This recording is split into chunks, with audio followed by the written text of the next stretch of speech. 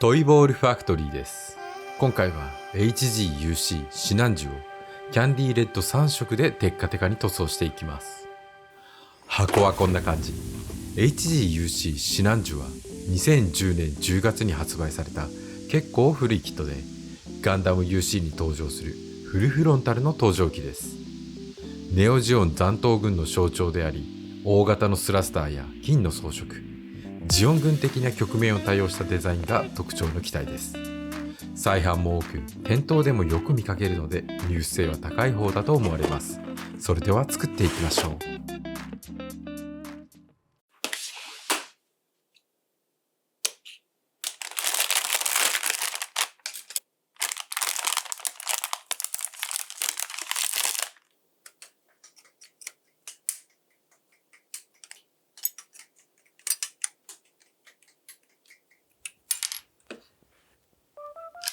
ということで HGUC シナンジュを作っていきます。前回のオメガモン X 交代では下地を変えたりして4色の金色を使って塗装しました。同様にキャンディーレッドの手法も増えてきたので、今回は複数のキャンディーレッドを使って塗装してみようと思い立ち、キャンディーレッドが似合う機体ということでシナンジュを選ぶことにしました。そういえば去年の今頃もシナンジュを作っていましたね。そちらは48分の1のヘッドディスプレイベースでしたが、 RX78 以外では同じ機体を作るのは初めてかな。その頃と比べて技法がかなり変わっているので、直接的に技法を比べられるかもしれません。この動画を見終わったら見比べてみてはいかがでしょうか。そういえば久しぶりの HG キットの制作ですね。HG のキットを作るのは去年の10月のドム以来です。結構間が空いてしまいました。HG の新規キットが本当に全然買えないので、ツミプラから引っ張り出して作っています。ツミプラはまだまだ潤沢にあるので困らないですが、いつまでこんな状況が続くんでしょうね。まあガンプラ以外は普通に買えるので、作りたい時に買えるプラモを買って作るだけですけどね。HG だから簡単だろうと思っていたんですが、めちゃくちゃパーツ数が多いですね。結構時間がかかっています。まるで RG みたいですね。そういえば RG のシナンジュを作ることも考えたんですが、 HG の方がパーツ数は少ないであろうと思ったのと、 RG は袖や襟などのエングレービングがパーツ分けされていて塗装しやすいんですが、パーツの段差が気になってしまいました。HG はエングレービングは色分けされておらず、一体化しているので自分で塗り分ける必要があり、塗装難易度は HG の方が高いと思います。しかしうまく塗装できれば仕上がりは HG の方がいいのではと思って HG を選びました。値段は1000円も変わらないんですけどね。さあスラスターを組み立てていきます。シナンジュの特徴となる部位ですね。プロペラントタンクも付属しています。結構パーツが分割されていて色分けがしっかりしています。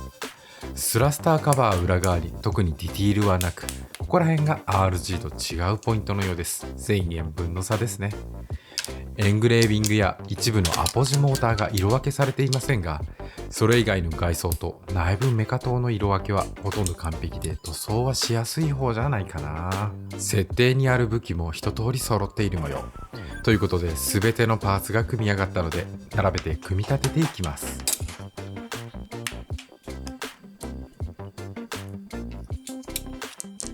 頭を取り付けてこれで完成。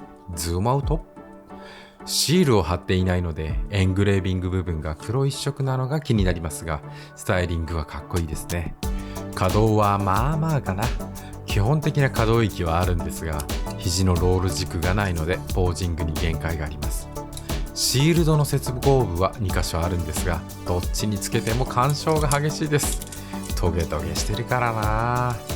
足の可動域は十分ありますね。正座も可能。ポーズを決めるとシャーザクキックも可能。スラスターのカバーも可動。太ももと後頭部、二の腕に合わせ目が出ます。さあうまく塗装できるかな。バラして塗装前の処理を行っていきます。シャーなの？シャーじゃないの？イタコ？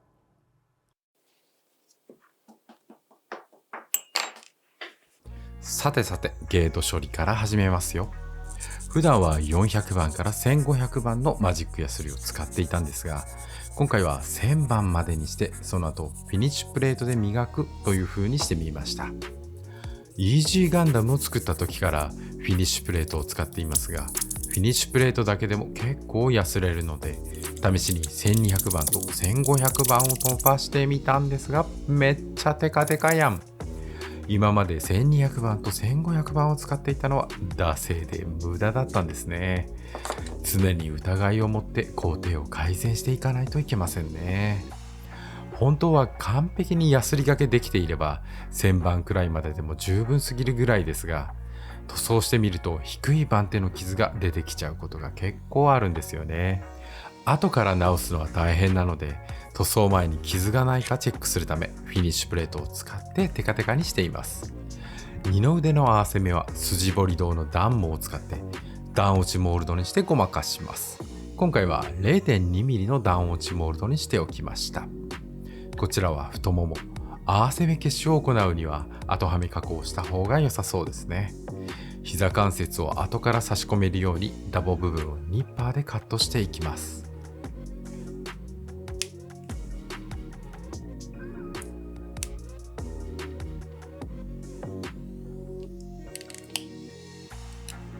これで OK、 バッチリですね。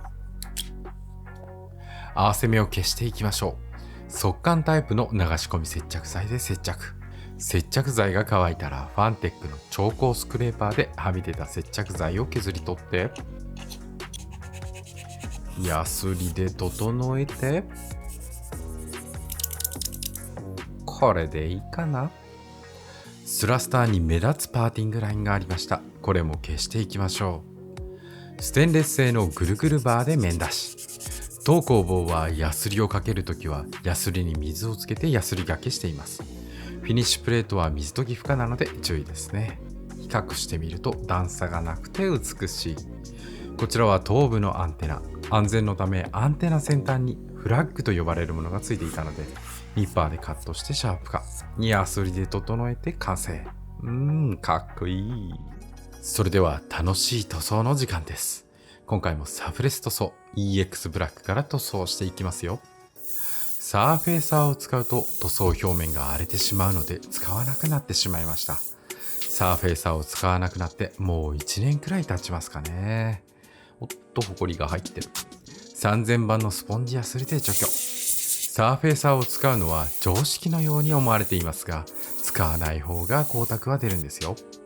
丁寧に表面処理をしている必要がありますけどね。続いてはスターブライトゴールドを塗装。当工房で最近流行っているキャンディゴールドレッドの下地です。メタリック系の塗料はガイアノーツのメタリックマスターで希釈していて、塗料と溶剤の比率は1対3程度を目安にしています。仏具っぽい。続いては濃いキャンディーレッドの下地に GX メタルブラッディーレッドを塗装。そして通常のキャンディーレッドの下地に GX メタルレッドを塗装していきます。塗りにくいところから塗装することでムラにならないようにしています。まあメタリック塗装はムラになりにくいですけどね。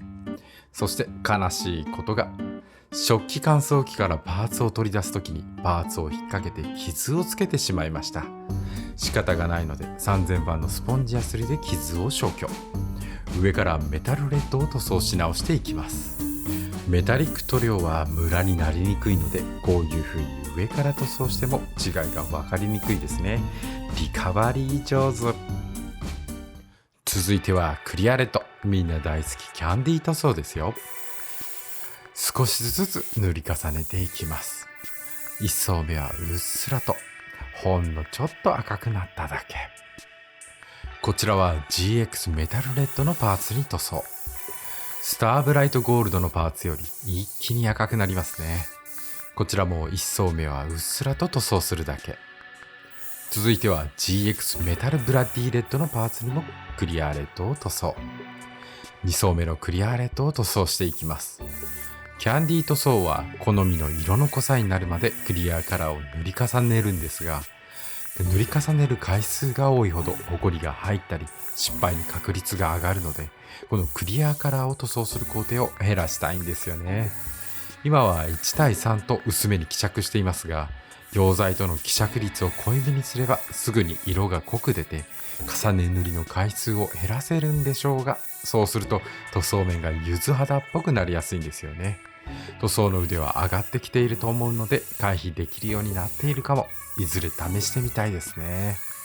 そうこう言ってるうちに3層目、シナンジュは濃いキャンディーレッドのイメージだったので多めに塗り重ねてみました。これは綺麗。メタルレッドのパーツも3層目、重厚感が出てきました。リンゴ飴みたい。メタルブラッディレッドのパーツにも塗装、ほとんど変わらないな。仕上げに EX クリアでクリアコート。もうすでにめっちゃテカテカですね。クリアコートはいらないかも。とりあえずコンパウンドのために1回だけクリアコートしておきました。他のパーツも塗装していきますよ。ガイアマルチプライマーを軟質パーツに塗装していきます。ポリパーツなどの軟塗装素材にガイアマルチプライマーを塗装すると、その上に塗装ができるようになるので、その上から EX ブラックを塗装。どういう理屈かは知らないんですが、便利なものですね。他のすべてのプラ系メカパーツは EX ブラックだけ下地に塗装しておきました。独特の鈍い光沢で評判のメタルカラーアイアンをフレーム系のパーツに塗装。乾燥後にティッシュ等で磨くといい感じのメタリック感が得られます。続いてはスターブライトシルバー。設定では白いパーツの下地として塗装していきます。スラスターの先端やプロペラントタンクの部分ですね。スターブライトシルバーの上にパールシルバーを重ねます。ギラッとしたスターブライトシルバーの上にパールシルバーを重ねることで落ち着いた明るいシルバーになるので重宝しています。続いてはローズディープレッド、金色部分の下地として塗装していきます。たまたまうちにあった色を使っているだけなので赤なら何でもいいのかな。続いてはスターブライトゴールド、赤下地の上に塗装することで温かみのある金色になります。青とか黄色とか、はたまた緑なんかもありかもしれませんね。そして水性アクリル塗料のアクリジョンブラックを塗装します。せっかく綺麗に金色になったのにちょっともったいない気もしますが、がっつり塗っておきます。さあマジックリンで拭き取っていきますよ。この技法、水性アクリル塗料がマジックリンなどの台所用強力洗剤で溶けるという性質を利用した技法で、ネオジオン残党軍、いわゆる袖付きのモビルスーツを塗装する時の定番の技法ですね。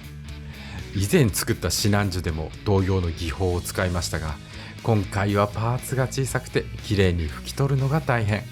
パーツが多いのも相まって結構時間がかかってしまいました。ということで出来上がり、余分なところまで拭き取ってしまったので、筆塗りで修正していきますよ。水性塗料なので匂いもなくていいですね。完璧な光沢とはいかないですが、まあ細かいところなので気にしない。アクリル塗料用の溶剤で希釈しているので、思ったよりは滑らかに塗装できた気がします。もっとガタガタになるかと思いましたが、まあいいかな。僕の老眼ではわからない。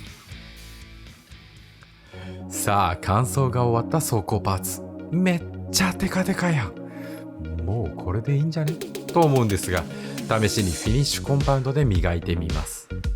タミヤコンパウンド用クロスにつけたフィニッシュコンパウンドを全体にちょん付け、少しずつ丁寧に磨いていきます。力を入れずに優しく撫でるように磨いて、テッカテカやん。トゥルントゥルンやないかい。違いがわかるかな。左側がコンパウンドで磨いたものです。反射の輪郭がシャープですね。これはじっと見ちゃう。さあ完成が近づいてきました。デカールを貼って完成度を上げていきましょう。今回もクリア部分を剥がせるデカールの MYK デザイングッドマークデカールを使用していきます。たっぷり水を含ませたスポンジの上に切り取ったデカールを置いていきます。濡らしたデカールをデカールのりで貼り付けていきます。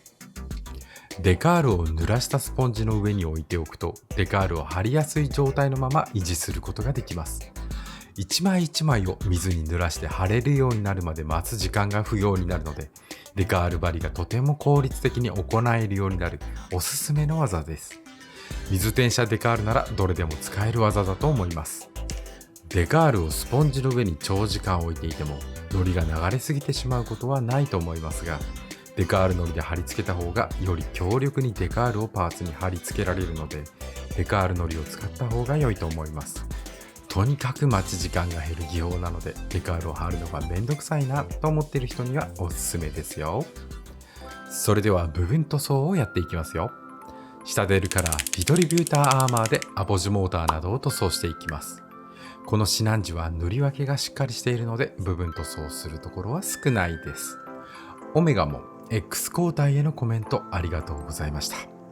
やめてくれ。そんな綺麗に塗装されてしまっては興味ないジャンルでも手を出したくなってしまうというコメントありがとうございます。かっこよければ何でもいいんですよ。知らないアニメのキャラだけどこれ作ったら楽しそうかもという気持ちは大事にしたいですよね。他にも最近の動画は失敗シーンが少ないのでBGM が聞けなくて寂しいというコメントも。最近確かに失敗シーンがちょっと減ってるかも。音楽は僕も好きなので確かに寂しいですね。これからしっかり失敗していこうと思います。オメガソードとガルルキャノンの色合いが好評だったようで嬉しいです。アドリブだったんですが試してみるもんですね。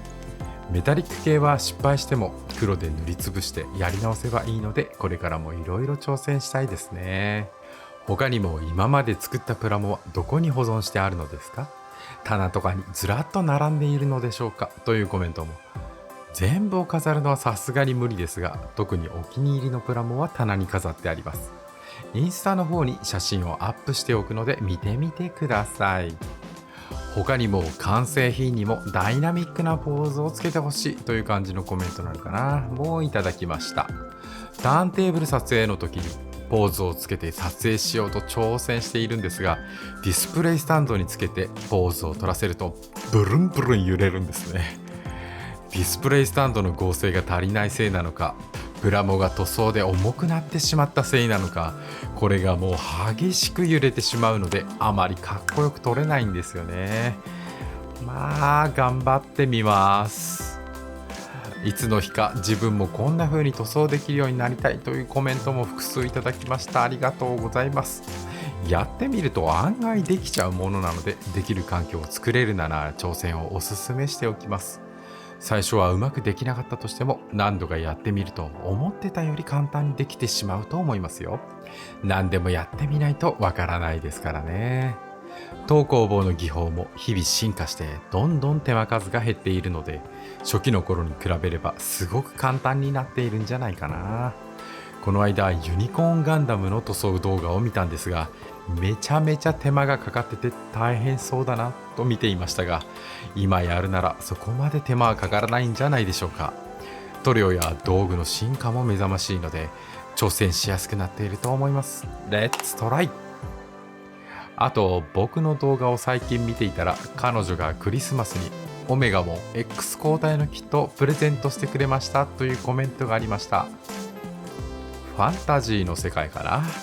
おめでとうございます。そういえば横浜ガンダムの会期が1年延長されましたね。やったー。これでガンダムさんに会いに行くチャンスがぐっと増えました。それでも行けないという人にはプレ版でのプラモの通販も始まったので、そちらをおすすめしておきます。買うなら当然48分の1ですよね。みんなも地獄を体験じゃなかったそのかっこよさを体験してみてはいかがでしょうか。さてさて、これは何のパーツでしょう。はい、顔のパーツです。物合いがシールでの表現になっているので、スワロフスキーを貼ってディティールアップしていきます。毎度おなじみ水性接着剤のデコプリンセスを使ってスワロフスキーを貼り付けます。デコプリンセスをちょんとつけて、ピンセットでスワロフスキーを置いて、爪楊枝で一応微調整。これでいいかな。キラッキラしてる。豆腐を組み立てて、物合いがキラッと光りますね。いいね。この豆腐のへこみが気になる。ジレップゲートレスエッチングパーツで埋めてみましょう。台紙の裏側から爪楊枝で押すと散らばりにくいと教えてもらったのでそうしてみました。良さそう。こちらもデコプリンセスで接着します。ちょんとつけてピンセットで置いて爪楊枝で微調整。そういえばエッチングパーツを配置するときに使っているピンセットは逆作用ピンセットで手を離してもパーツを保持し続けてくれるものです。力を入れてパーツを掴んでいると手がブレてしまったりもするので重宝しています。そしてこちらはビームライフル。ライフルスコープのセンサーがシールだったので配給パーツの VC ドーム2を貼り付けていきます。こちらも VC ドーム2をピンセットでデコルプリンセスをつけたところに配置、爪楊枝で微調整して完成ということで全てのパーツが整ったので並べて組み立てていきます。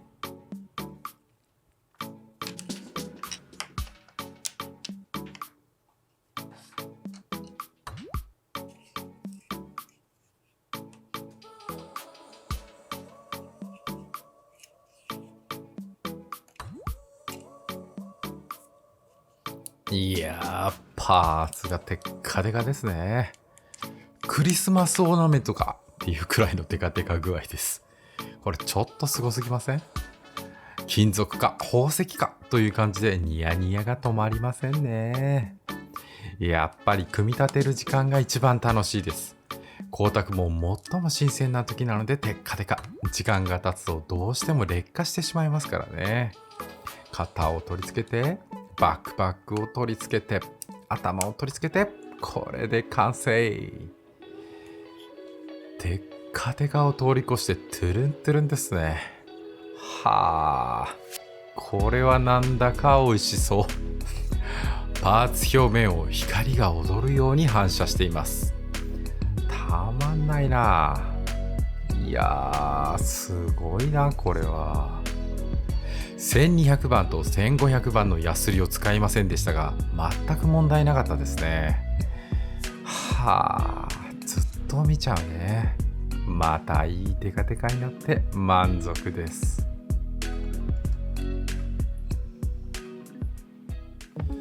ということで今回は HGUC シナンジをキャンディーレッド3色を使ってテッカテカに塗装しました。ネオジオン残党軍の象徴となる機体ということで抜群のスタイリングでしたがエングレービング塗装には苦労させられました。3色のキャンディーレッドはもっと色の差が出るかなと思っていたんですがクリアレッドを濃く塗装したので違いがあまり出ませんでしたが飴のような質感を得られたので満足です。ということで HGUC シナンジのテッカテカ塗装でした。それではまた次回の動画でお会いしましょう。トイボールファクトリーでした。